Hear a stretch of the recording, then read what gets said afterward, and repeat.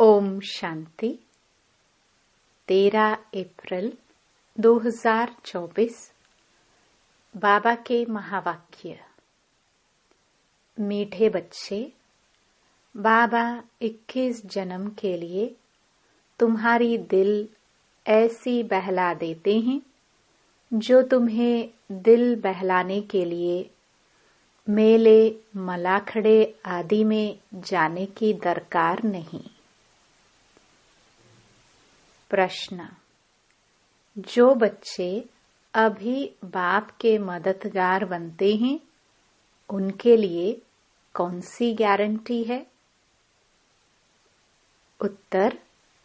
श्रीमत पर राजधानी स्थापन करने में मददगार बनने वाले बच्चों के लिए गारंटी है कि उन्हें कभी काल नहीं खा सकता। सतयुगी राजधानी में कभी अकाले मृत्यु नहीं हो सकती है। मददगार बच्चों को बाप द्वारा ऐसी प्राइज मिल जाती है जो 21 पीढ़ी तक अमर बन जाते हैं। ओम शांति। बने बनाए सृष्टि चक्र अनुसार कल्प पहले मुहाफिक शिव भगवान वाच्य। अब अपना परिचय तो बच्चों को मिल गया, बाप का भी परिचय मिल गया। बेहद के बाप को तो जान लिया और बेहद के सृष्टि के आदि मध्य अंत को भी जान लिया।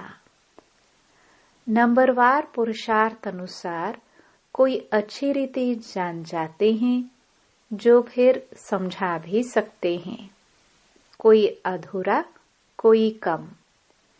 जैसे लड़ाई में भी कोई कमांडर चीफ, कोई कैप्टन, कोई क्या बनते हैं। राजाई की माला में भी कोई साहूकार प्रजा, कोई गरीब प्रजा नंबरवार है। बच्चे जानते हैं बरोबर हम खुद श्रीमत पर, सृष्टि पर श्रेष्ठ राजधानी स्थापन कर रहे हैं। जितनी जितनी जो मेहनत करते हैं उतनी उतनी बाप से प्राइज मिलती है। आजकल शांति के लिए राय देने वाले को भी प्राइज मिलती है। तुम बच्चों को भी प्राइज मिलती है। वह उनको नहीं मिल सकती। उनको हर चीज अल्पकाल के लिए मिलती है। तुम बाप की श्रीमत पर अपनी राजधानी स्थापन कर रहे हो, सो भी 21 जन्म 21 पीढ़ी के लिए गारंटी है। वहां बचपन व जवानी में काल खाता नहीं।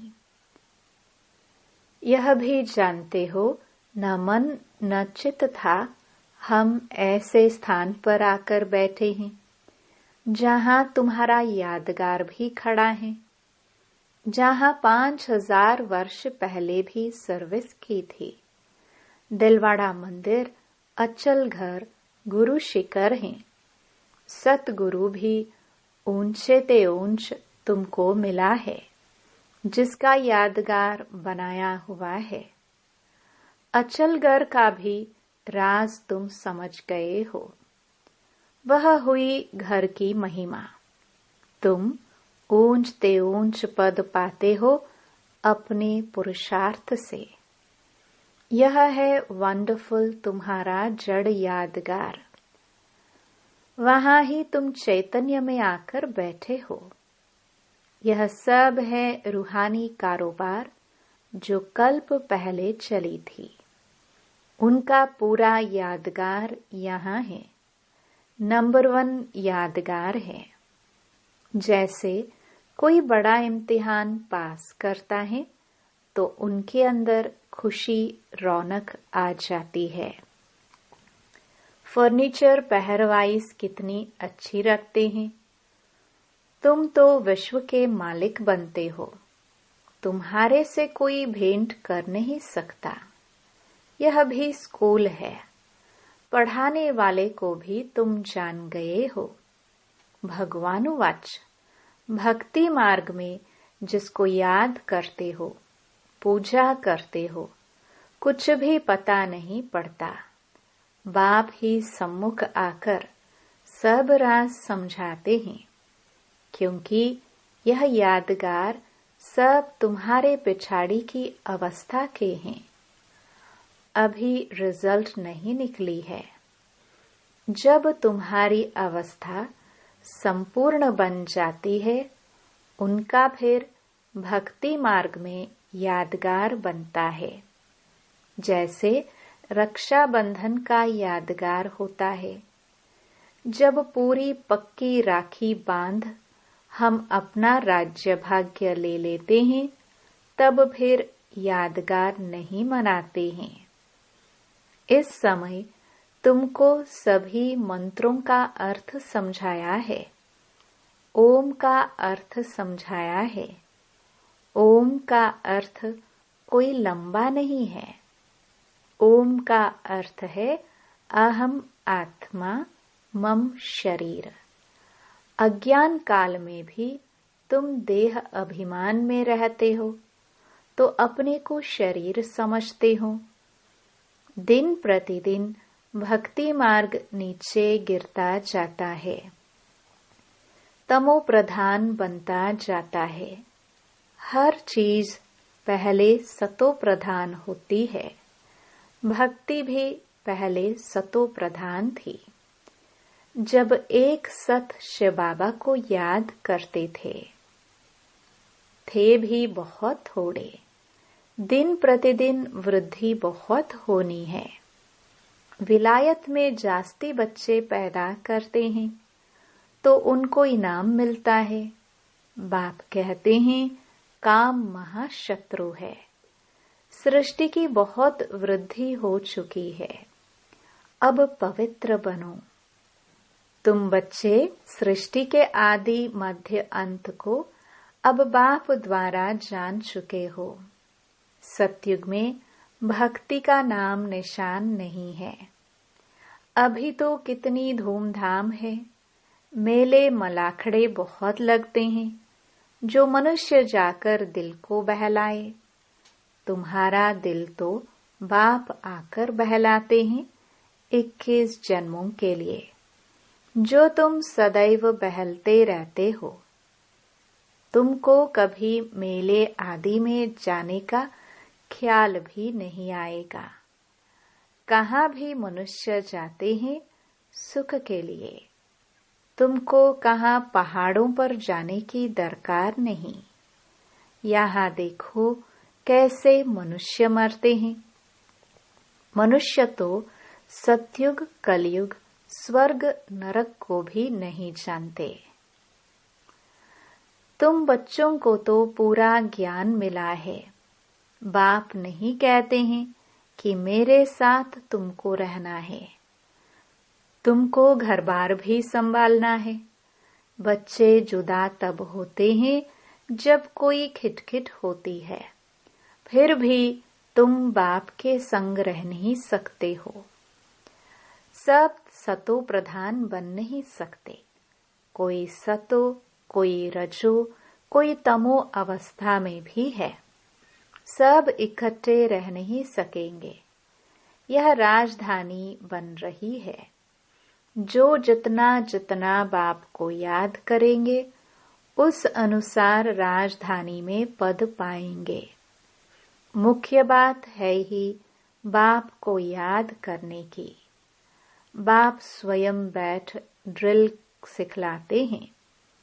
यह है डेड साइलेंस। तुम यहाँ जो कुछ देखते हो, उनको देखना नहीं है। देह सहित सबका त्याग करना है। तुम क्या देखते हो? एक तो अपने घर को और पढ़ाई अनुसार जो पद पाते हो, उस सतयुगी राजाई को भी तुम ही जानते हो। जब सतयुग है तो त्रेता नहीं, त्रेता है तो द्वापर नहीं, द्वापर है तो कलयुग नहीं। अब कलयुग भी है, संगम युग भी है। भल तुम बैठे पुरानी दुनिया में हो, परंतु बुद्धि से समझते हो हम संगम युगी हैं। संगम युग किसको कहा जाता है, यह भी तुम जानते हो। पुरुषोत्तम वर्ष, पुरुषोत्तम मास, पुरुषोत्तम दिन भी इस पुरुषोत्तम संगम युग पर ही होता है। पुरुषोत्तम बनने की घड़ी भी इस पुरुषोत्तम युग में ही है। यह बहुत छोटा लीप युग है। तुम लोग बाजोली खेलते हो, जिससे तुम स्वर्ग में जाते हो। बाबा ने देखा है, जैसे साधु लोग अथवा कोई बाजोली खेलते खेलते यात्रा पर जाते हैं, बड़ी कठिनाई उठाते हैं। अब इसमें कठिनाई की बात नहीं, यह है योग बल की बातें। क्या याद की यात्रा तुम बच्चों को कठिन लगती है? नाम तो बहुत सहज रखा है, कहाँ सुनकर डरना चाहिए। कहते हैं बाबा हम योग में रह नहीं सकते। बाबा फिर हल्का कर देते हैं। यह है बाप की याद। याद तो सब चीजों को किया जाता है। बाप कहते हैं अपने को आत्मा समझो।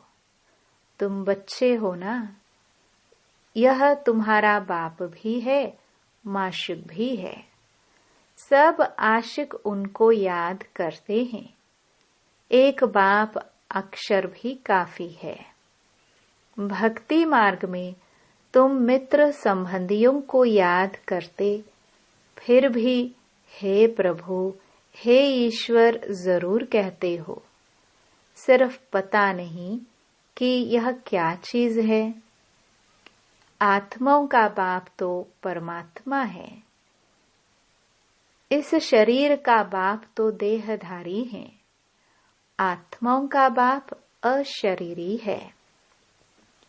वह कभी पुनर्जन्म में नहीं आते और सभी पुनर्जन्म में आते हैं। इसलिए बाप को ही याद करते हैं।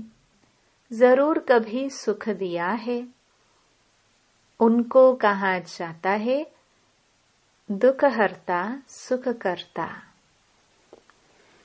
परंतु उनके नाम रूप देश काल को नहीं जानते हैं। जितने मनुष्य उतनी बातें, अनेक मत हो गई हैं। बाप कितना प्रेम से पढ़ाते हैं। वह है ईश्वर, शांति देने वाला। कितना उनसे सुख मिलता है। एक ही गीता सुनाकर पतितों को पावन बना देते हैं। प्रवृत्ति मार्ग भी चाहिए ना। मनुष्यों ने कल्प की आयु लाखों वर्ष कह दी है, फिर तो अनगिनत मनुष्य हो जाते। कितनी भूल की है। यह नॉलेज तुमको अभी मिलती है, फिर प्राय लोप हो जाती है। चित्र तो हैं जिनकी पूजा होती है, परंतु अपने को देवता धर्म का समझते नहीं है। जो जिनकी पूजा करते हैं वह उस धर्म के हैं ना। यह समझ नहीं सकते कि हम आदि सनातन देवी देवता धर्म के हैं, उनकी ही वंशावली हैं। यह बाप ही समझाते हैं। बाप कहते हैं तुम पावन थे, फिर तमो प्रधान बन पड़े हो। अब पावन सतो प्रधान बनना है। क्या गंगा स्नान से बनेंगे? पतित पावन तो बाप है। वह जब आकर रास्ता बताए तब तो पावन बने। पुकारते रहते हैं, परंतु जानते कुछ भी नहीं। आत्मा पुकारती है ऑर्गन्स द्वारा कि हे पतित पावन बाबा, हमको आकर पावन बनाओ। सब पतित हैं, काम चिता पर जलते रहते हैं। यह खेल ही ऐसा बना हुआ है। फिर बाप आकर सबको पावन बना देते हैं। यह बाप संगम पर ही समझाते हैं। सतयुग में होता है एक धर्म, बाकी सब वापस चले जाते हैं। तुम ड्रामा को समझ गए हो, जो और कोई नहीं जानते। इस रचना का आदि मध्य अंत क्या है, ड्यूरेशन कितना है, यह तुम ही जानते हो। वह सब हैं शूद्र, तुम हो ब्राह्मण। तुम भी जानते हो नंबरवार पुरुषार्थ अनुसार। कोई गफलत करते हैं तो उनके रजिस्टर से दिखाई पड़ता है कि पढ़ाई कम की है। कैरेक्टर्स का रजिस्टर होता है, यहाँ भी रजिस्टर होना चाहिए। यह है याद की यात्रा, जिसका कोई को भी पता नहीं है। सबसे मुख्य सब्जेक्ट है याद की यात्रा। अपने को आत्मा समझ बाप को याद करना है। आत्मा मुख से कहती है, हम एक शरीर छोड़ दूसरा लेते हैं। यह सब बातें यह ब्रह्मा बाबा नहीं समझाते हैं, परंतु ज्ञान सागर परमपिता परमात्मा इस रथ में बैठकर सुनाते हैं। कहा जाता है गौमुख। मंदिर भी यहाँ बना हुआ है जहाँ तुम बैठे हो। जैसे तुम्हारी सीढ़ी है, वैसे वहाँ भी सीढ़ी है। तुमको चढ़ने में थकावट नहीं होती है। तुम यहाँ आए हो बाप से पढ़कर रिफ्रेश होने के लिए।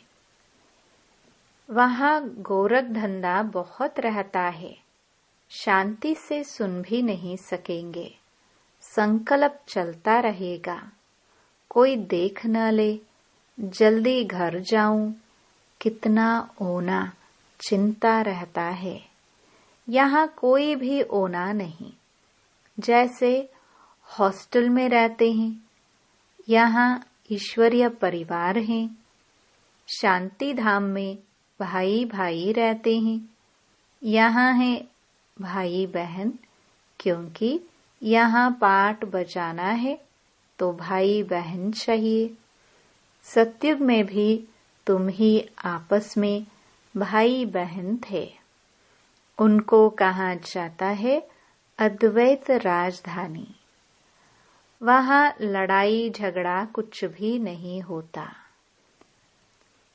तुम बच्चों को पूरी नॉलेज मिली है कि हम 84 जन्म लेते हैं। जिसने जास्ती भक्ति की है उनका हिसाब भी बाप ने बताया है। तुम ही शिव की अव्यभिचारी भक्ति करना शुरू करते हो, फिर वृद्धि होती जाती है। वह है सब भक्ति। ज्ञान तो एक ही होता है। तुम जानते हो हमको शिव बाबा पढ़ाते हैं। यह ब्रह्मा तो कुछ भी नहीं जानते थे। जो ग्रेट ग्रेट ग्रैंडफादर था वह इस समय यह बने हैं, फिर मालिक बनते हैं। तत्त्वम। एक तो मालिक नहीं बनेंगे ना। तुम भी पुरुषार्थ करते हो।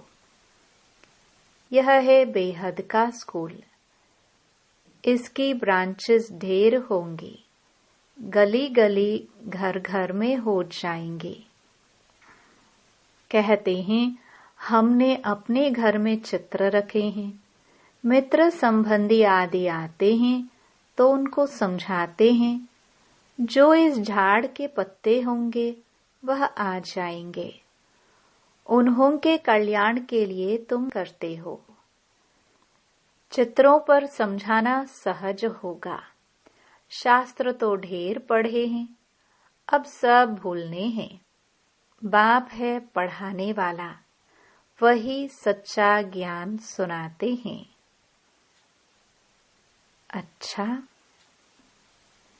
मीठे मीठे सिखिलदे बच्चों प्रति माता पिता बाप दादा का याद प्यार और गुड मॉर्निंग। रूहानी बाप की रूहानी बच्चों को नमस्ते।